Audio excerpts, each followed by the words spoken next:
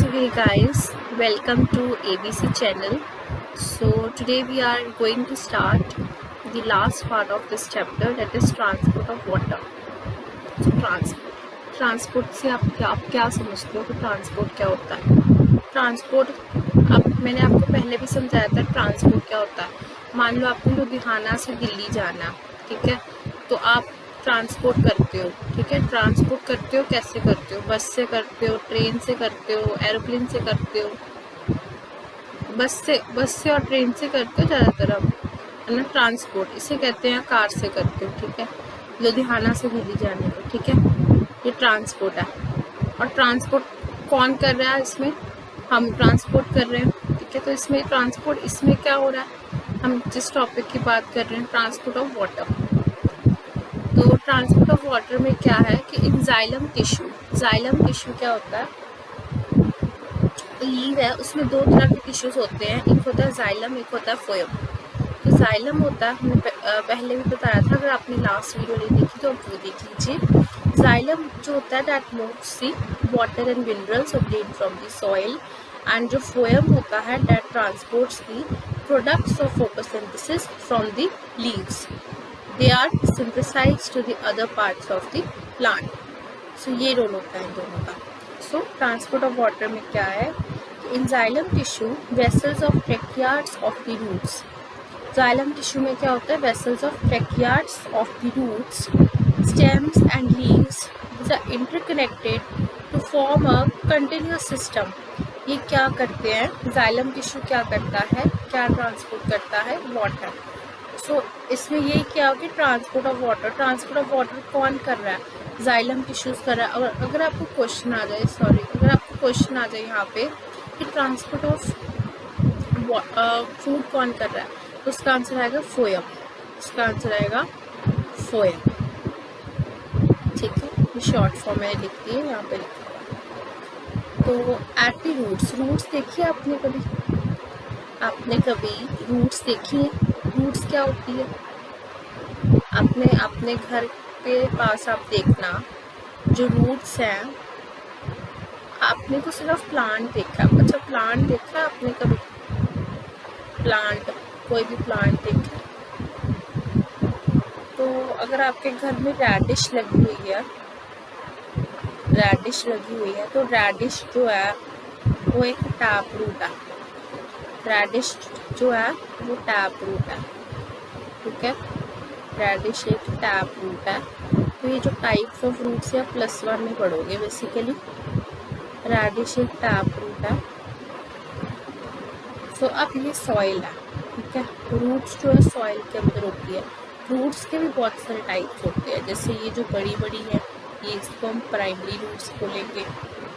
जो इससे रूट्स, ये प्राइमरी रूट्स से जो रूट्स निकलेंगी उसको हम सेकेंडरी रूट्स बोलेंगे, और जो सेकेंडरी रूट्स से लेटरल रूट्स निकलेगी वो टर्शरी रूट्स होगी, ठीक है। ऐसे रूट्स की जो ऐसी अरेंजमेंट होती है। तो ये +1 में करेंगे, ठीक है, इन डिटेल। तो at roots the cells in contact with the soil actively take up the ions। roots में जो cells होते हैं in contact with the soil से ये अपना contact रखते हैं and take up the ions, और वो ions ले लेते हैं। तो this creates a difference in the concentration of ions between the root and the soil। so ये एक difference यहाँ पे हो जाता है between the root and the soil। So water क्या है, वाटर का क्या रोल है, हम ट्रांसपोर्ट ऑफ वाटर के बारे में पढ़ रहे हैं। कहाँ बात कर रहे हैं हम, concentration. So water therefore moves into the root. Water क्या करता है, वो रूट के अंदर, आपने पढ़ा कि रूट से ही, इस पर आपको अपनी छोटी क्लासेस में पढ़ा होगा कि जो वाटर है वो ट्रांसपोर्ट होता है स्टेम से लीव्स। आपने पौधे को पानी डाला है कभी? आज ऐसा करना कि पौधे को पानी डालना, ठीक है।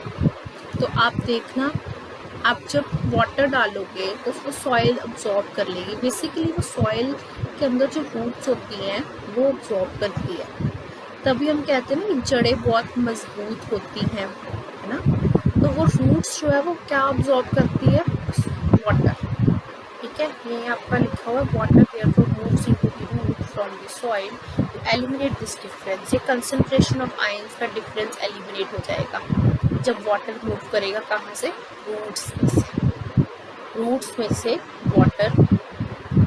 बेसिकली हम वाटर डालते हैं किसी भी प्लांट को, हमें ऐसा लगता है कि सॉइल मिट्टी गीली हो गई, चलो जी हो गया, पर क्या होता है कि वो क्या होता है, एक तरह का फ्यूल होता है प्लांट का, इसे हम जाइलम कहते हैं। ठीक है, जाइलम कहते हैं। जैसे हमारा फ्यूल भी वाटर है ना, इनको ये वाटर बेसिकली ट्रांसपोर्ट करता है।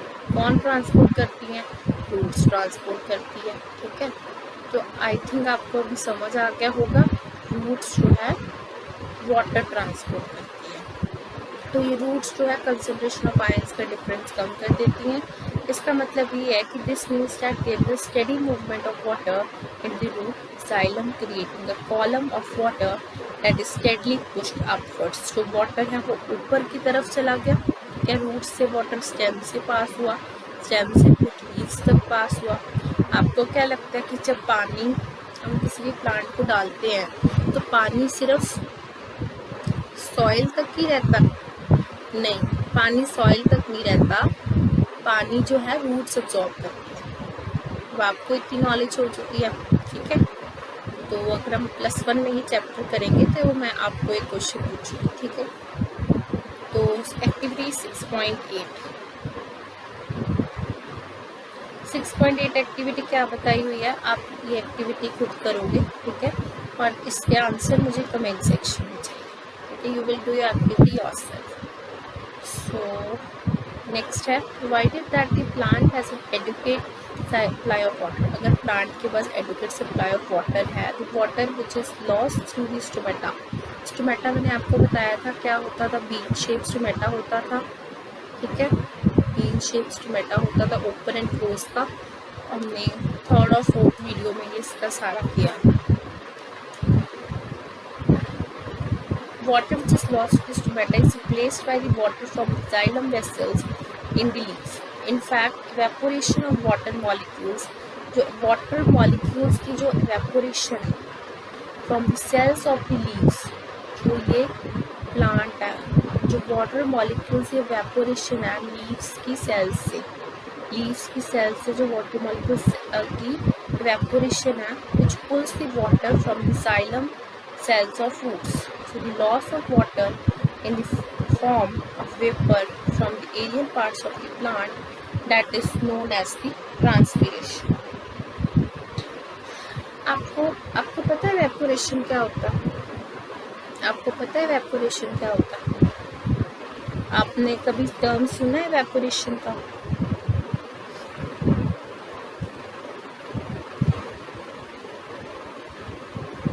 तो वेपोरेशन क्या होता है, मान लो कि आप एक पतीला ले लो और उसमें आप पानी गर्म कर लो। ठीक है, एक आप क्या करो, एक पतीला लो, उसमें पानी डालो, एक 2 कप पानी डालो और उसको गैस में रखो। ठीक है, और उसको हाई फ्लेम में छोड़ दो। थोड़ी देर बाद आप देखोगे उसमें कुछ बबल्स आएंगे। ठीक है, बबल्स आएंगे। ठीक है, और उससे थोड़ी देर बाद, उससे बहुत देर बाद आप देखोगे, 10-15 मिनट बाद देखोगे कि पानी बिल्कुल ही नहीं बचेगा, वो सारा पानी वेपोरेट हो जाएगा। वो डिपेंड करता है आप जितना पानी डालते, इससे हम कहते हैं वेपोरेशन। जैसे लीव से क्या होती है वेपोरेशन, लीव से क्या होती है वेपोरेशन, और उसको हम क्या कहते हैं, ट्रांसपिरेशन। उसको हम कहते हैं transpiration.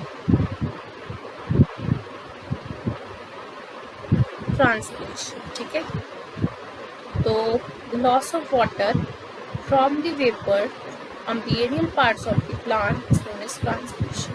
So transpiration and it helps in the absorption. ये transpiration basically absorption help करती है, upward movement of the water and minerals. Basically यहाँ पे इसके functions लिखे हुए हैं। ठीक है, तो ये functions आपको करने हैं, ये important है। It also helps in temperature regulation भी help करती है, the effect of root pressure। जो रूट प्रेशर क्या होता है, जो रूट के अंदर प्रेशर एक्सर्ट होता है उसे हम कहते हैं root pressure.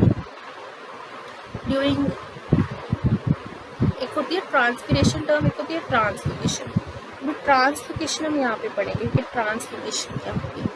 So during the day when the stomata is open, the transpiration pool becomes the major driving force in the movement of water in the xylem.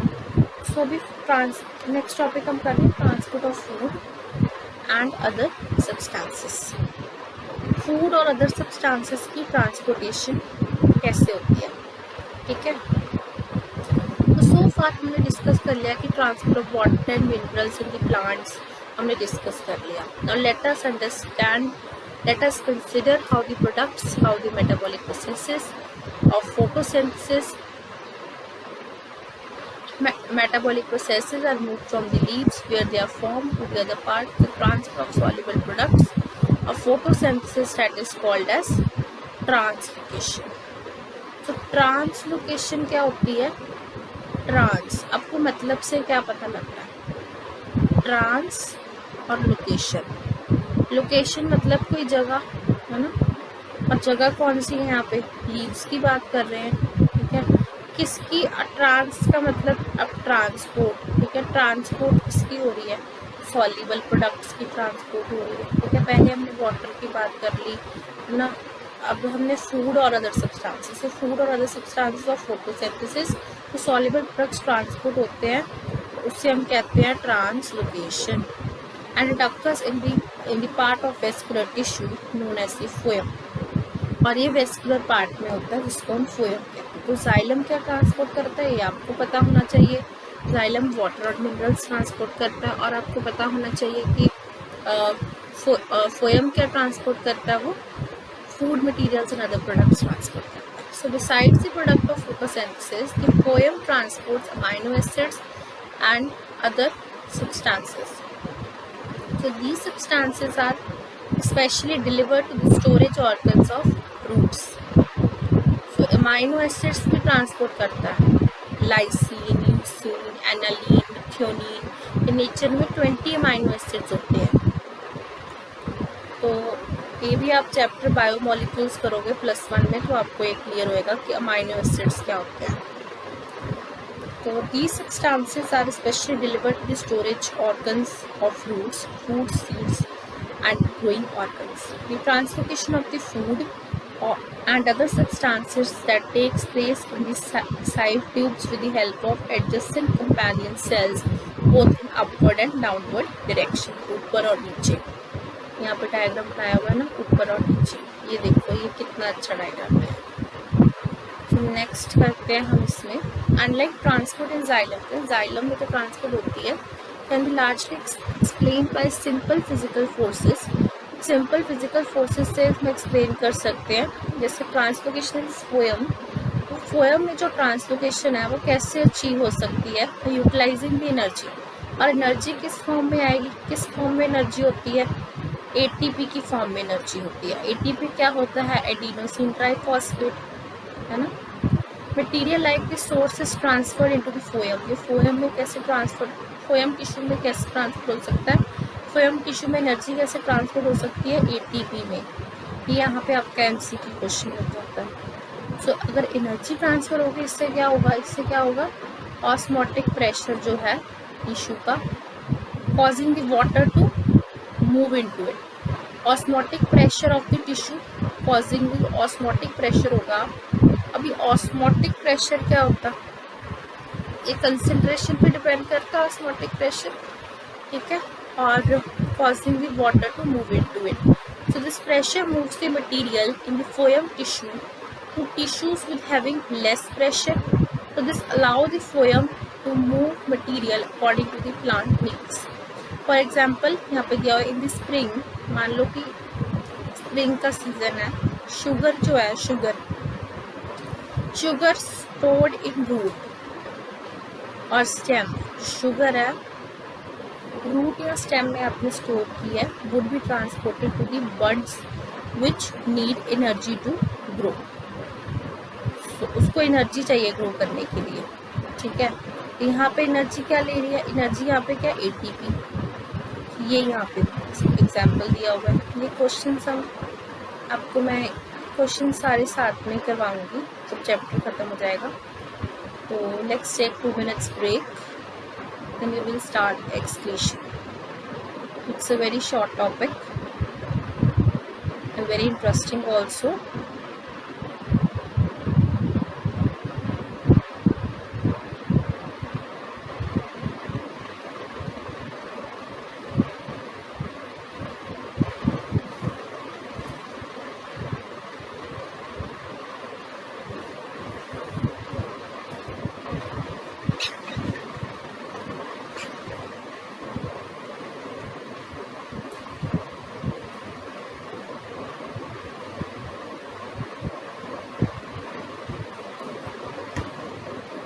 शुरू करते हैं एक्सक्रीशन। एक्सक्रीशन से आप क्या समझते हो? आपने स्टार्टिंग से मैंने आपको समझाया कि लाइफ प्रोसेसेस चैप्टर हमने शुरू करना है, ठीक है? तो एक्सक्रीशन से आप क्या समझते हो? आपको क्या पता चलता है कि एक्सक्रीशन क्या होती है? एनीबडी कमेंट सेक्शन में मुझे बताओ कि एक्सक्रीशन क्या होती है। आप वैसे लेमन लैंग्वेज में एक्सक्रीशन को क्या समझते हो? एक्सक्रीशन का मतलब क्या होता है? एक्सक्रीशन का मतलब होता है एक्सक्रीट करना, है ना? हमने स्टार्टिंग में किया था डाइजेस्टिव सिस्टम, ठीक है?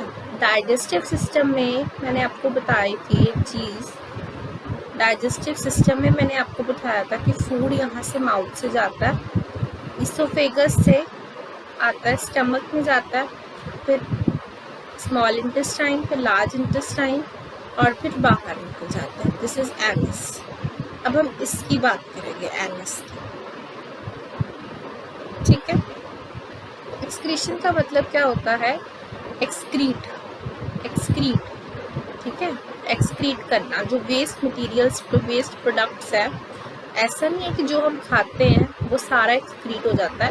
जो हमें जो जैसे हमारी बॉडी जो है बहुत सारे कंपोनेंट्स डिवाइड करती है, जैसे कार्बोहाइड्रेट्स, ठीक है, जैसे फैट्स, प्रोटीन्स। मान लो कोई भी आप पैकेट खरीदते हो, कोई चिप्स का पैकेट खरीदते हो बाहर से, कहीं जैसे मैं आपको एग्जांपल दे दूँ कि आपको समझ लग जाए, ठीक है?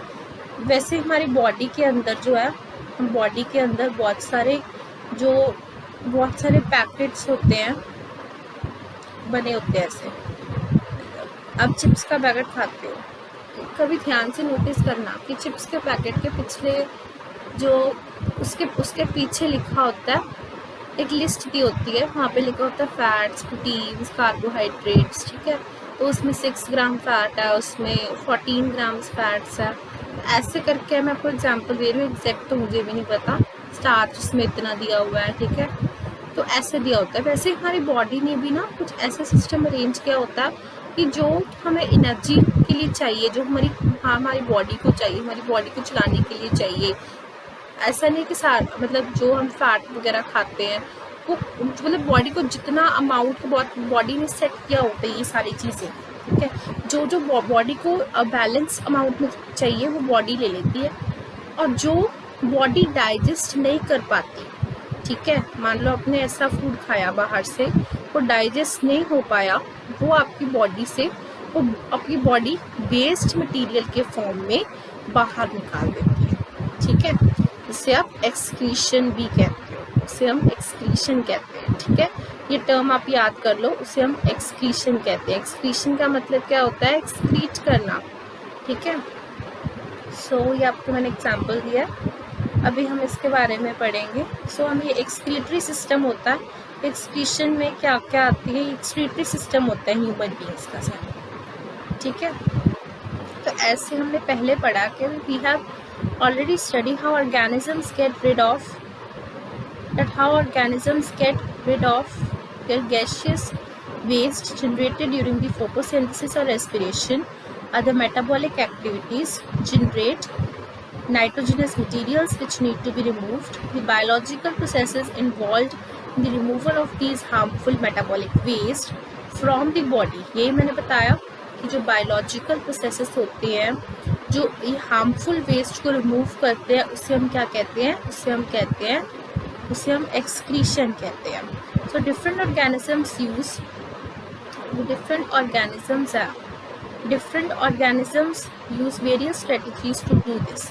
ये तो हम ह्यूमंस के एक्सक्रीटरी सिस्टम की बात कर रहे हैं, ठीक है। हर ऑर्गेनिज्म का जो एक्सक्रीटरी सिस्टम होता है वो डिफरेंट होता है। उनका जो ये जो देखो बनाया हुआ है ना ये वाला excretory system in human beings, उनके पास डिफरेंट होगा। कोई एनिमल का एक्सक्रीटरी सिस्टम डिफरेंट होगा, ठीक है। कोई कार्निवोर का एक्सक्रीटरी सिस्टम डिफरेंट होगा, हर्बीवोर का डिफरेंट होगा। तो ये अभी ह्यूमंस का कर रहे हैं, ठीक है। तो ह्यूमंस के लाइफ प्रोसेसेस के ज़्यादा हमने पढ़ा है, इसमें प्लांट्स का तो कम ही था, ठीक है ना। तो डिफरेंट ऑर्गेनिज्म वेरी स्ट्रेटजीज होती है एक्सक्रीशन के लिए। So many unicellular organisms remove their waste by simple diffusion from the body. Unicellular organisms and जिसमें एक सिंगल सेल होता है। Complex multicellular organisms use specialised organs to form the same function. जो multicellular होते हैं वो same function से ही अपनी जो वेस्ट प्रोडक्ट्स है वो बाहर निकालते हैं। चलिए मैं आपको एक्सप्लेन कर दूँ। ये जो होती है ना हमारी, थोड़ा मैं बड़ा कर देती हूँ, आपको थोड़ा सा क्लियर होना चाहिए। तो ये जो है, आई होप आपको स्क्रीन विजिबल हो रही है। तो ये जो है आपका, ये जो आपके दो जो है यहाँ पे आर्टरीज लगी हुई है, ठीक है। दो आर्टरीज यहाँ पे आपकी लगी हुई हैं। इसको एक को हम लेफ्ट कहेंगे, एक को हम राइट कहेंगे, ठीक है। ये ब्लू वाली है, एक रेड वाली है, ठीक है। ये जो आप दो गोल शेप देख रहे हो, ये बिस्किट जो बीन शेप देख रहे हो, आपको स्टोमेटा लग रहा होगा, ठीक है। बट ये स्टोमेटा नहीं होता, ये किडनीज होती है, ठीक है। ये लेफ्ट किडनी होती है, ये अरोटा हमारा ये होता है अरोटा, इसको हम अरोटा कहते हैं। ये दो आर्टरीज नहीं होती, आर्टरी सिर्फ एक है। अरोटा, अरोटा ये वाला, ये वाली किडनी है, ठीक है। ये किडनी है, ये अरोटा लगा हुआ है और लगा नहीं है। ये यूरिनरी ब्लैडर है, ये यूरेथ्रा है, ये यूरेथ्रा है। ये यूरिनरी ब्लैडर है जहाँ पे प्रेशर क्रिएट होता है और देन हमें यूरिन एक्सक्रीट होता है हमारी बॉडी से, ठीक है। तो उसके बाद है ये जो लेफ्ट यूरेटर दिया हुआ है, ये वेना कावा दिया हुआ है हमारा, vena cava. So let us do this. अब कभी इतनी आसानी से समझ नहीं आया होगा।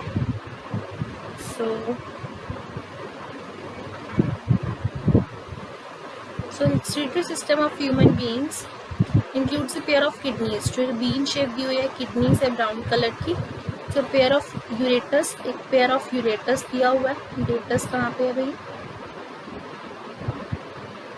हाँ, ये लेफ्ट यूरेटर है। ये हाँ पेयर ऑफ यूरेटर, यहाँ पे भी यूरेटर है, यहाँ पे भी यूरेटर है। ये किडनीज है और ये वाले यूरेटर है जो urinary bladder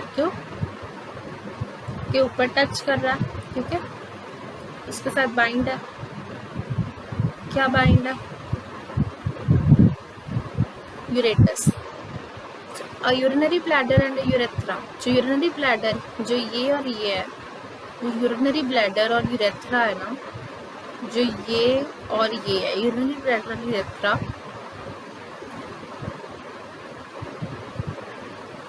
kidneys are located in the abdomen. जो किडनीज है वो एब्डोमेन के पास लोकेटेड है, ठीक है। One on the either side of the backbone. Urine produce in the kidneys. जो किडनीज में यूरिन प्रोड्यूस होता है वो बेसिकली फिल्टर होता है, ठीक है। यूरिन जो है वो उसमें फिल्ट्रेशन प्रोसेस भी आता है, या +1 में ग्लोमेरुलस वगैरह पूरा डिटेल में पढ़ोगे यूरिन की फिल्ट्रेशन कैसे होती है। So urine produce in the kidneys passes to the ureters. पहले जो यूरिन यूरेटस में पास होता है, ये यूरेटस होता है, ठीक है, into the urinary bladder where it is stored until it is released to the urethra. So urine जो है वो यूरिनरी ब्लैडर के पास स्टोर होता है। जैसे एक बैग होता है ना, बैग, एक मान लो एक बैग है, बेसिकली एक बैग है, वहाँ पे जो यूरिन है आपका स्टोर हो जाता है, ठीक है। जब प्रेशर एक्सर्ट होता है तब वो सिग्नल जो है आप वो माइंड को देता है। आपके माइंड को आपको पता कैसे चला कि that you want to excrete, ठीक है। सो वो माइंड को सिग्नल देता है कि that I want to excrete.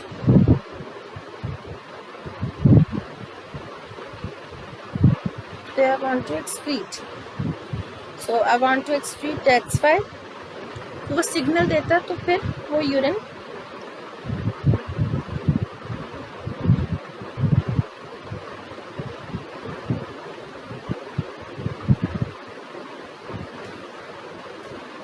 तो वो प्रेशर क्रिएट होता है, क्योंकि जब प्रेशर क्रिएट होता है तो फिर हम यूरिन को एक्सक्रीट करते हैं। So how urine is produce, urine कैसे प्रोड्यूस होता है हमने ये देखना है, ठीक है। तो the purpose of making the urine to filter, basically urine की फिल्ट्रेशन कैसे होती है, out the waste products from the blood, just carbon dioxide is removed from the blood. कुछ नहीं होता यूरिन की फिल्ट्रेशन में, जो कार्बन डाइऑक्साइड होती है ना उसको रिमूव करना होता है बस। हमने ट्रांसपोर्टेशन की 2 गैसेस पढ़ी थी, ट्रांसपोर्टेशन और ऑक्सीजन, और इसमें हमने क्या रिमूव करना है, यूरिन को फिल्टर करने के लिए कार्बन डाइऑक्साइड, मतलब यूरिन में से कार्बन डाइऑक्साइड को रिमूव करना है। तो आपने नहीं करना, वो आपकी बॉडी नहीं करना बेसिकली, तो ये आप समझ लो। From the body in the lungs nitrogenous waste such as urea और uric acid are removed. So यहाँ पे क्या होता है, urea and uric acid remove होते हैं। So it is then no surprise that the basic filtration unit of kidneys, मतलब कोई सरप्राइज नहीं है कि कौन करता है फिल्ट्रेशन किडनी, यहाँ पे यूरिन की किडनीज करती हैं। सो ये आपको क्वेश्चन आ सकता है एमसीक्यू फॉर्म में।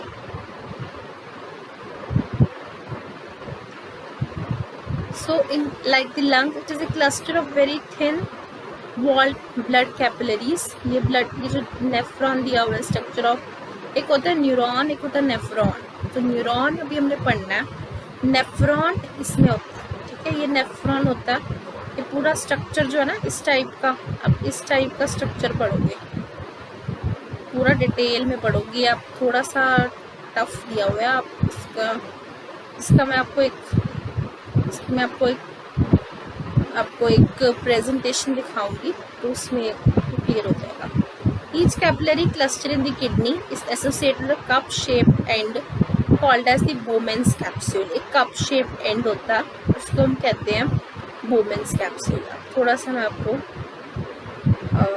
जूम करके दिखा देती हूँ। इसमें ये जो होता है कप शेप होता है, ये कप शेप होता है, इसको हम कप शेप को क्या कहते हैं, Bowman's capsule, ठीक है। वहाँ से बहुत बो आती है, इसका नाम रख दिया हमने Bowman's capsule, तो आपको ईजी हो जाएगा याद रखने के लिए, ठीक है। तो डेट कलेक्ट्स एंड फिल्ट्रेट, वो Bowman's कैप्सूल क्या करता है, फिल्ट्रेट करता है।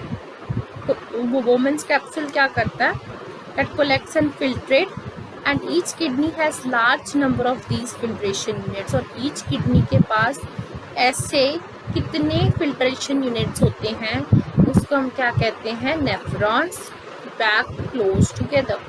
कुछ सब्सटेंसेस होते हैं in the initial filtrate such as glucose, amino acid, salts and a major amount of water are selectively reabsorbed as urine flows along the tube. जो यूरिन होता है वो ट्यूब से निकलता है and the amount of water reabsorb, जो amount of water reabsorb होता है वो डिपेंड करता है on how much excess of water there is in the body and on how much of dissolved phase is there is to be excreted।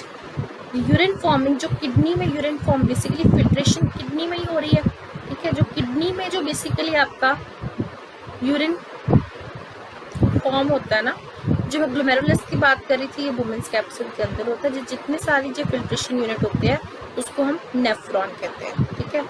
सो जो urine forming each kidney, 2 kidneys होती है, pair of kidneys होती है। तो each kidney में जो जितना urine form हुआ, ठीक है, ईच किडनी में जितना urine forming each kidney eventually enters a long tube में एंटर हो जाता है the ureter which connects the kidney with the urinary bladder. Now the urine is stored in the urinary bladder। Urine जो है basically हमारा urinary bladder में store हो गया अंटिल द प्रेशर, वही मैंने बात की थी आपसे, जो यूरिन जो है बेसिकली हमारा वो यूरिनरी ब्लैडर में स्टोर हो जाता है। यहाँ यूरिन स्टोर हो गया जब हमारा यूरिन यहाँ पे स्टोर होता है, जब प्रेशर एक्सर्ट होता है, प्रेशर कैसे एक्सर्ट होता है, जब प्रेशर एक्सर्ट होता है तो ब्रेन को एक सिग्नल जाता है कि now we are ready to excrete, ठीक है।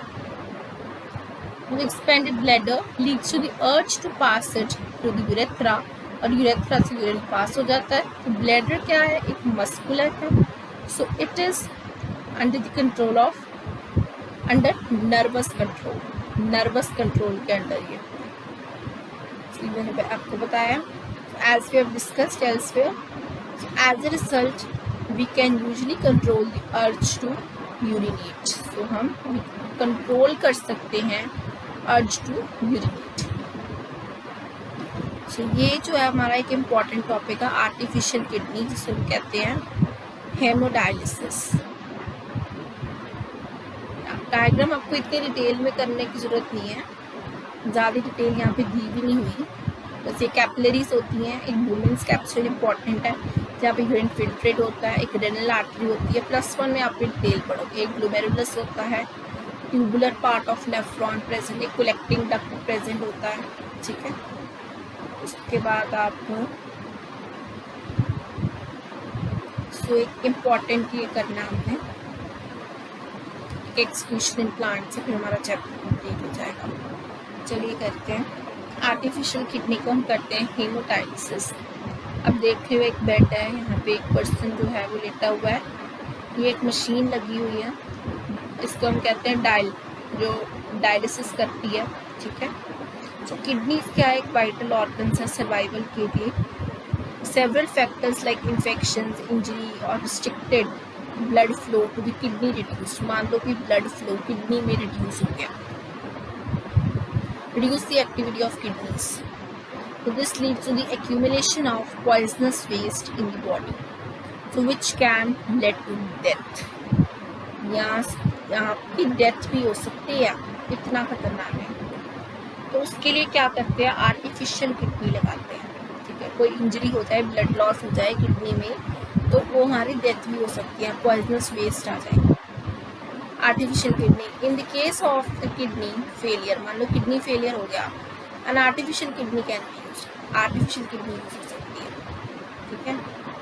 एन आर्टिफिशियल किडनी क्या होती है, एक डिवाइस है दैट रिमूव्स नाइट्रोजनस वेस्ट। ये सिर्फ टेम्परेरी मेथड है, कोई परमानेंट सोल्यूशन नहीं है। तो आर्टिफिशियल किडनी क्या है, आर्टिफिशियल किडनी जो है एक डिवाइस होता है to remove the nitrogenous waste products from the body, उसको हम क्या कहते हैं, डायलिसिस कहते हैं। आर्टिफिशियल किडनीज क्या करती हैं, they contain the number of tubes semi permeable lining. Artificial kidney के पास नंबर ऑफ ट्यूब्स होती हैं semi permeable lining, suspended in a tank, इसमें ये सेमी परमिएबल लाइनिंग होती है, टैंक में होती है। और डायलिसिस फ्लूइड, जो fluid has the same osmotic pressure as the blood, तो ऑस्मोटिक प्रेशर हमने डिस्कस किया था, वो इसमें होता, that is devoid of nitrogenous waste, मतलब उसमें नाइट्रोजनस वेस्ट नहीं होता। So the patient's blood is passed through the tubes, patient का जो ब्लड है, जो ब्लड लेते हैं और जो पेशेंट का ब्लड है वो ये टैंक में पास होता है। ड्यूरिंग दिस पैसेज, इसमें क्या होता है, the waste products from the blood pass into dialysing fluid by diffusion, diffusion से पास, डिफ्यूजन क्या होती है, from higher concentration to lower concentration होती है डिफ्यूजन। जो प्यूरिफाइड ब्लड होता है, यहाँ पे जो आपका ब्लड लेते हैं और इस टैंक में आता है, ये सेमी परमिएबल होता है, फिर यहाँ से प्यूरिफाई होके दोबारा अपना फ्रेश जो सोल्यूशन है आपकी बॉडी में जाता है। So this is similar to the function of kidney, but it is different since there is a no absorption involved. Normally, healthy adult में initial filtrate in the kidneys that is 180 liter daily. So ये आपको याद रखना है कि कितने normal adult में कितना होता है, values बहुत important है। However, volume actually excreted in a little way or 2 a day because remaining filtrate is absorbed in the kidney tubules. Next करेंगे एक्सक्रीशन इन प्लांट्स, प्लांट्स में एक्सक्रीशन कैसे। आई होप इतना आपको समझ आ गया होगा। तो एक आपका यहाँ पे साइड पे टॉपिक दिए होते हैं ना, ये थिंक इट ओवर, ये वाले, ये कई बार ही ना बोर्ड्स में पूछ लेते हैं, कई बार इम्पोर्टेंट होते हैं, कई बार इसको हम इग्नोर कर देते हैं, तो ये इग्नोर नहीं करना, इसको भी रीड कर लेना। सो ये भी कर लेते हैं, छोटा सा ये ऑर्गन डोनेशन। ऑर्गन डोनेशन आपने कभी देखा है अपने रिलेटिव्स में, आपने सुना होगा कि कोई ऑर्गन ख़राब हो गया है तो ऑर्गन ट्रांसप्लांटेशन करना है, तो किसी डोनर, कोई, आपको इसका मतलब क्या पता लगता है? ऑर्गन डोनेशन मतलब कोई ऑर्गन डोनेट करेगा किसी को। ऑर्गन डोनेट क्यों करेगा? उसका रीज़न तो पता ही है कि उसका ऑर्गन अभी वर्क नहीं कर रहा, अभी ऑर्गन डोनेट करना पड़ेगा। ऑर्गन का क्या हो सकता है? किडनी, लिवर, लंग्स, ठीक है। और वो ऑर्गन भी, अगर ऑर्गन उस रिसेप्टेंट का जो ऑर्गन है उससे मैच नहीं करता हुआ तो वो ऑर्गन डोनेट नहीं हो सकता। आपने ऐसा देखा होगा कि काफ़ी सारे हॉस्पिटल्स में ऑर्गन डोनेट्स, मतलब मान लो कि किसी इंसान की डेथ हो चुकी है, ठीक है, और वो चाहते हैं कि हम अपनी आईज़ जो हैं वो डोनेट कर देते हैं, ऐसा भी होता है, ठीक है। और आईज़ जो है अगर उसमें कुछ मैचिंग नहीं होता है, ठीक है, तो वो आईज़ रिजेक्ट कर देते हैं। मान लो कोई ऑर्गन, किडनी डोनेट करनी है, अगर उनको मैचिंग किडनी का नहीं मिलता तो वो किडनी फेल हो जाती है, ठीक है। अगर वो हम उसमें उस इंसान के अंदर वो अनमैच्ड किडनी डाल देंगे तो कॉम्प्लिकेशन आएंगे बहुत सारे, ठीक है। तो ये ऑर्गन डोनेशन में लिखा हुआ है। Organ donation is generous act of donating an organ to a person who suffers from a non-function organs. The donation of an organ may be done by consent of the donor of his family, कि मतलब अगर वो organ donate करना चाहता है कि नहीं चाहता, तो अगर वो नहीं चाहता वो उसके खिलाफ बहुत सारे एक्शन हो जाते हैं उस पर्सन के खिलाफ जो डोनेट, जिससे वो ऑर्गन ले रहा है, ठीक है। Anyone regardless of the age और gender can become an organ and tissue donor, कोई भी ऑर्गन और टिश्यू डोनर बन सकता है। ऑर्गन ट्रांसप्लांट्स कैन सेव और transform the life of the person, आप एक दूसरे इंसान को जिंदगी दे रहे हो, ये ऐसा होता है, ठीक है, ये ऑर्गन डोनर, ठीक है। Transplantation is required because recipient organ has been damage or failed by disease or injury. Transplantation इसलिए ज़रूरी है क्योंकि जिसका ऑर्गन ट्रांसप्लांट होना है, ठीक है, उसमें इंजरी हो गई है, कोई डिजीज़ हो गया है जिसके अंदर हमने ऑर्गन ट्रांसप्लांट करना है, उसको कोई डिजीज़ हो गई है, वो नॉन फंक्शनल हो गया, वर्किंग प्रॉपर नहीं कर रहा, ठीक है। In organ transplantation the organ is surgical remove, organ क्या है उसका, जो खराब ऑर्गन होता है, लिवर, किडनी, उसको हम निकाल लेते हैं from a person and that is transplantated to another person. खराब नहीं होता, सॉरी, हम डोनर से निकाल लेते हैं और जो पेशेंट है उसके अंदर वो ट्रांसफर कर देते हैं। कॉमन ट्रांसप्लांटेशन कॉर्निया से मैंने आईज आपको बताया, kidneys, heart, liver, lungs, pancreas, bone marrow, ये आप सर्च करना कि कितनी ऑर्गन ट्रांसप्लांटेशन होती है, ठीक है, इंडिया में हर ईयर। तो ये आपका क्वेश्चन है, आपको क्वेश्चन आ सकता है। Most organ and tissue donations occur after the donor has died. बाकी बहुत सारी मैंने आपको बताया ऑर्गन डोनेशन होती है, जब लोग मर जाते हैं, आँखें डोनेट करते हैं, कोई ऑर्गन पर वो तभी डोनेट कर सकते हैं जब उनकी फैमिली मेम्बर्स एग्री करेंगे, अगर नहीं एग्री करेंगे तो नहीं होगा, ठीक है। Some organ such as kidney, heart, liver, lung tissues can be donated while the donor is alive. तो इसमें हम करेंगे excretion in plants. Excretion in plants में क्या है कि अभी हम ह्यूमंस की कर ली, अभी हमने प्लांट्स की कर ली, ठीक है। Excretion in plants, plants use completely different strategies for excretion, ठीक है। प्लांट्स को डिफरेंट स्ट्रेटजीज यूज करते हैं, वो ह्यूमन से बहुत अलग होती है। आई थिंक आपको इंटरेस्टिंग लग रहा होगा चैप्टर, तो हमारा थोड़ा सा चैप्टर रह गया, सोना नहीं है। Oxygen itself can be through out as a waste product. Oxygen यहाँ पे इसका इटसेल्फ ही वेस्ट प्रोडक्ट होता है। हम कहते हैं कि ऑक्सीजन की बहुत रिक्वायरमेंट होती है, बट प्लांट्स में ऑक्सीजन ही वेस्ट प्रोडक्ट होता है, generated during the photosynthesis. We have discussed earlier how plants deal with the oxygen as well as carbon dioxide. They can rid of excess water by transpiration. जो plants हैं excess water से rid हो जाते हैं। excess water क्या होता है?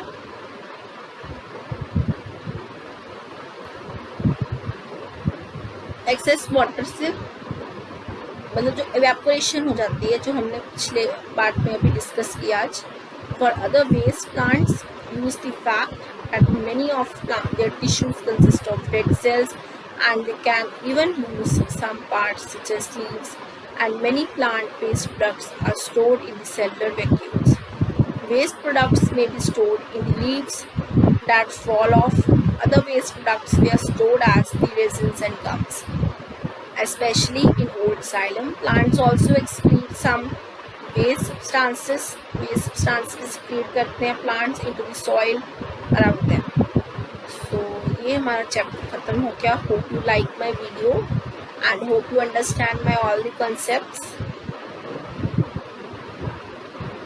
So ये जो questions हैं, I will try my best to upload my questions. But I want to complete your syllabus first, okay? First I'll complete your syllabus, then I'll try to upload your questions. So we have completed this chapter. So next video I will upload the chapter 8 of class 10th. Thank you. Please like my video and please share it.